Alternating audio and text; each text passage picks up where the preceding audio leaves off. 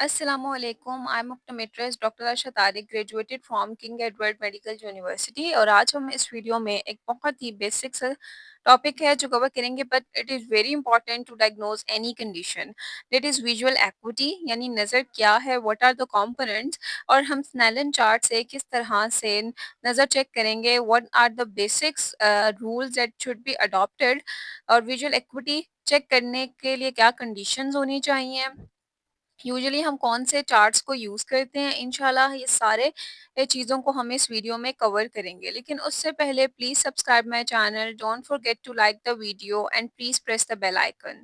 پہلے ہم دیکھتے ہیں کہ what is vision. Vision usually کیا ہے، it is a complex integration of sense. اب کون کون سے اس میں بیسک چار سینسز ہیں، light, form and contrast, colour, جو مل کر ہمیں ویژول ایکوٹی دیتی ہیں، یا in other words the ability of an eye to discriminate between two points، اس کو ہم ویژول ایکوٹی کہتے ہیں۔ دین وی know about the components of visual equity, کہ کیا components ہیں۔ سب سے پہلا component ہے minimum visible، then resolution، then recognition and minimum discriminable۔ اب ہم ایک ایک کر کے تھوڑا تھوڑا اس کے بارے میں جانتے ہیں۔ منیمم ویزیبل کا مطلب یہ ہے کہ جو چیز ویزیبل ہو سکے، جیسے کہ اگر ایک وائٹ بیک گراؤنڈ کے اوپر ایک بلیک کلر کا ڈاٹ ہے، یا پھر illuminated آبجیکٹ ہے against the dark back ground.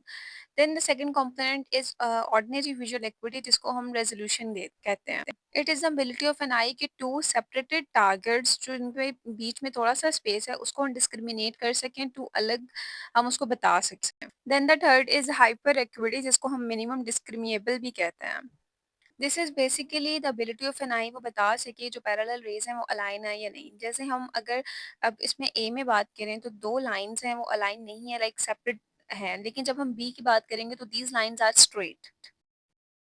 One is ریکگنائزیشن۔ ریکگنائزیشن نام سے ہمیں بتا رہا ہے کہ ریکال کریں any pattern that is from memory, for example identification of phases. So these were four main components of visual acuity.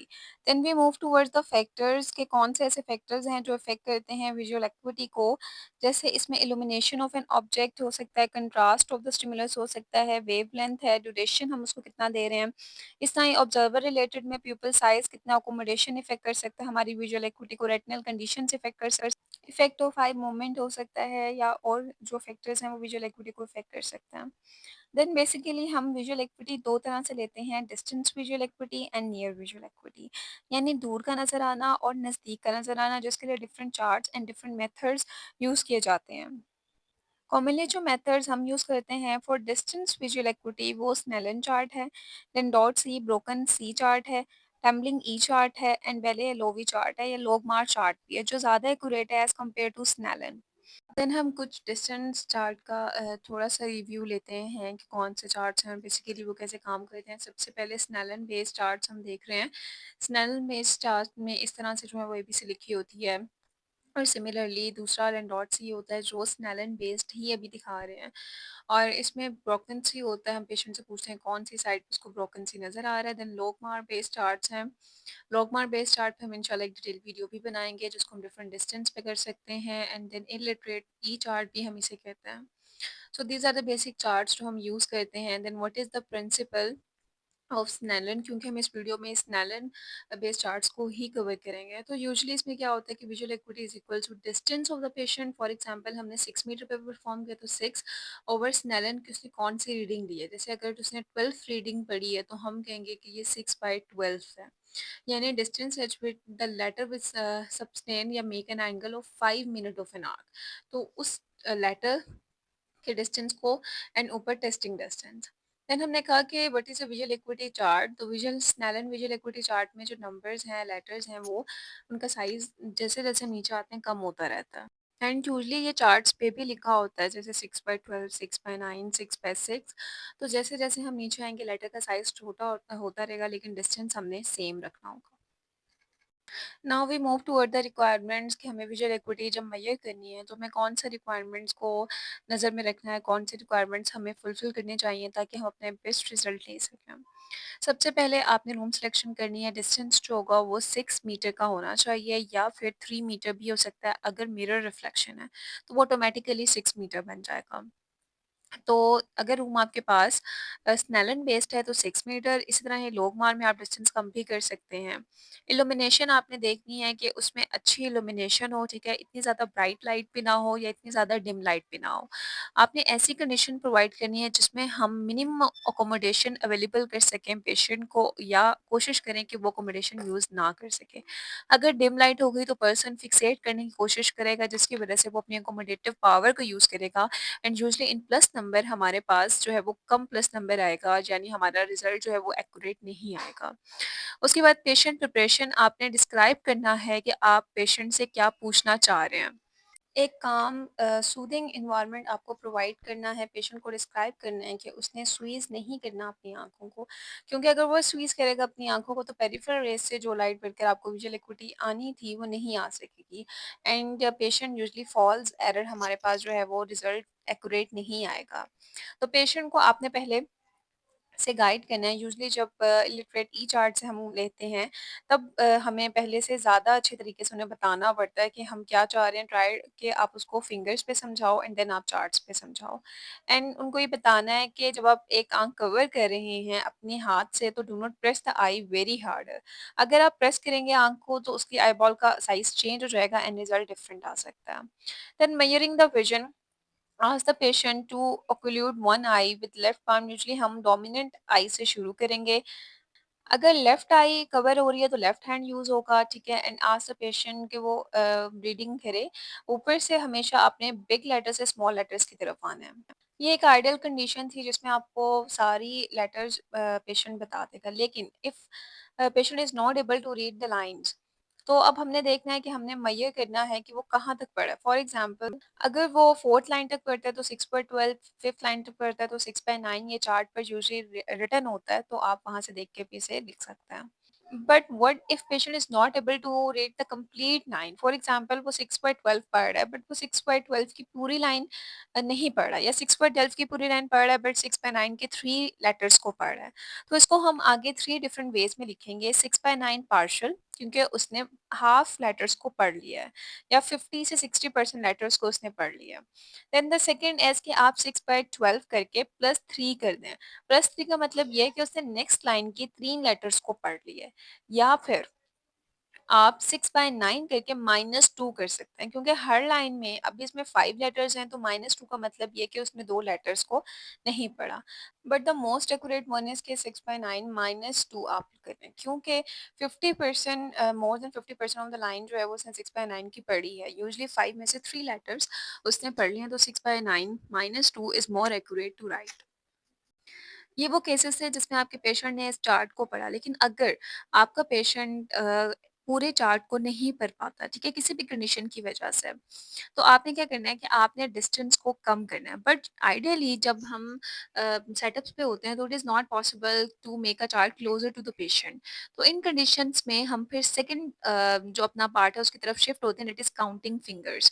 Usually جو کاؤنٹنگ فنگر جو ہوتی ہیں وہ 6/60 کے لیٹرس کو ڈیفائن کرتی ہیں، تو اگر آپ 6 میٹر پہ کاؤنٹنگ فنگرز کر رہے ہیں تو اٹ از 6/60 ہم کہہ سکتے ہیں، اگر 5 میٹر پہ کریں تو 5/60، سملرلی 4/60، اس طرح کر کے بھی آپ رائٹ کر سکتے ہیں، یا پھر آپ خالی جو ہیں وہ counting finger at 1 metre, 2 metre, 3 metre اس طرح بھی رائٹ کر سکتے ہیں۔ تو اس طرح آپ کاؤنٹنگ فنگرز کریں گے اگر آپ کا پیشنٹ جو ہے وہ چارٹ نہیں پڑھ پاتا۔ دین نیکسٹ ہے کہ اگر یہ ہو جائے کہ آپ کا پیشنٹ فنگرز بھی ریکگنائز نہیں کر پا رہا تو پھر ہم کیا کریں گے؟ اگر آپ تو پھر ہم ہینڈ موومنٹس کی طرف جائیں گے، لیکن وہ بھی ہم مونوکولر کریں گے، جتنا پروسیجر ہے یہ سارا مونوکولر ہوگا، ٹھیک ہے، اینڈ یہ ہینڈ موومنٹ یوزلی 1 میٹر پر یا کلوز ٹو دا پیشنٹ ہونا چاہیے۔ دین ہم اس سے پوچھیں گے کہ اس کو آنکھ کے کچھ محسوس ہو رہا ہے، دین ہم HM positive and HM negative کریں گے اگر پیشنٹ ہینڈ موومنٹ کو بھی ریکگنائز نہیں کر پاتا۔ Then what if patient is not able to recognise hand movement, اگر وہ ہینڈ موومنٹ کو بھی ریکگنائز نہیں کر پاتا تو پھر نیکسٹ اسٹیپ ہمارے پاس کیا ہوگا؟ That is perception of light, جس کو ہم PL کہتے ہیں۔ اس کے لیے یوزلی کنڈیشنز آپ نے روم کے ڈم رکھنی ہے۔ پہلے ہم نے کہا تھا کہ ہمارے پاس لائٹ جو ہے وہ اچھی ہونی چاہیے تاکہ کنٹراسٹ پیدا ہو اور زیادہ اچھے طریقے سے پڑھ سکیں، بٹ جب آپ PL کر رہے ہیں تو آپ نے کوشش کرنی ہے کہ آپ نے ڈم لائٹ کو یا ڈم لائٹ میں پروسیجر کو کرنا ہے، یا پھر روم آپ کے پاس ڈم ہونا چاہیے۔ آپ نے PL پازیٹیو PL نیگیٹو لکھنا ہے، फिर आप डिफरेंट कंपार्टमेंट्स में भी पीएल देख सकते हैं। अब आपने पूछना है पेशेंट से कि क्या वो लाइट को देख सकता है? अगर वो कहता है कि वो लाइट को देख सकता है, तो फिर हमने लाइट को डिफरेंट डायरेक्शन से पेशेंट को दिखाना है।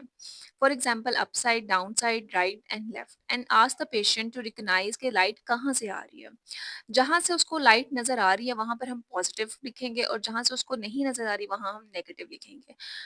नाउ आप देख सकते हैं कि देयर पीआर एक है। पीआर का मतलब क्या है? प्रोजेक्शन रीजन, ठीक है? एंड पीएल का क्या है? Perception of light. तो प्रोजेक्शन रीजन का मतलब क्या है कि सुपीरियरली नेजली अब लाइट इसको रिसीव हो रही थी, परसेप्शन हो रही थी, लेकिन टेम्पोरल साइड पर एंड लोअर परसेप्शन रीजन में पीएल नेगेटिव था। और अगर पीएल भी नहीं होता तो हम इसको no perception of light NPL या पीएल नेगेटिव लिखेंगे। Now there is one question for you कि अगर पेशेंट 6/12 लाइन कंप्लीटली लेता है, नेक्स्ट 2 लाइन्स मोर पढ़ता है 6/9 की, तो आप अब इसकी विजुअल एक्विटी किस तरह से लिखेंगे? देन वी सी कि what are the benefits of taking the visual acuity, लेकिन हमें विजुअल एक्विटी क्यों लेना ज़रूरी है? बिकॉज़ विजुअल एक्विटी एक बहुत ही क्विक एंड ईज़ी मेथड है to determine the visual changes and बहुत सी कंडीशन इससे आइडेंटिफाई हो जाती हैं only by taking the visual acuity. यानी आपने विजुअल एक्विटी दी, फॉर एग्जांपल अगर काउंटिंग फिंगर है तो आप बहुत इजीली असेस कर सकते हो कि कितना पेशेंट को कैटरेक्ट है, अगर उसको कैटरेक्ट है तो। सिमिलरली हम इजीली डिटेक्ट कर सकते हैं विजुअल चेंजेस को, आइडेंटिफाई हम इजीली कर सकते हैं visual problems. Non invasive method है एंड हम ये भी चेक कर सकते हैं कि पेशेंट की ग्लासेस का नंबर जो है वो विद ग्लासेस विजन जब वो ले रहे हैं तो कितना है। तो quick and easy method basic होता है डिटेक्ट चेंजेस इन विजन के, क्या ग्लासेस के साथ इसके कोई चेंजेस हुई हैं, यानी ग्लासेस के साथ बेटर हुआ है कि नहीं, and identify the visual problems. जो लिक्विडिटी लेने के बाद अगर पेशेंट जो है वो सही से नहीं बता पाता तो हम एक पिन होल असेसमेंट भी करते हैं, जिसमें हम थ्रू होल पेशेंट से लेटर का पूछते हैं और उसको डिटर्मिन करने के बारे में देखते हैं, तो हमें ये पता लग जाता है कि विद ग्लासेस करेक्शन हो सकती है या नहीं। एंड देन आफ्टर ग्लासेस भी हमें रीडिंग लेनी चाहिए, विजुअल एक्विटी चेक करनी चाहिए कि विजुअल एक्विटी करेक्टेड ग्लासेस के साथ जो है वो कितनी इम्प्रूव हुई है, एंड उसको फॉलो अप पे रखना चाहिए।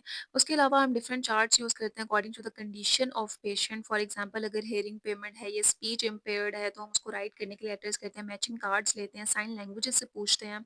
सो this is all about visual acuity components and the method to take the visual acuity, and किस तरह से स्टेप बाय स्टेप हमने जो है वो अपने चेंज करना है ताकि हम विजुअल एक्विटी को रिकॉर्ड कर सकें।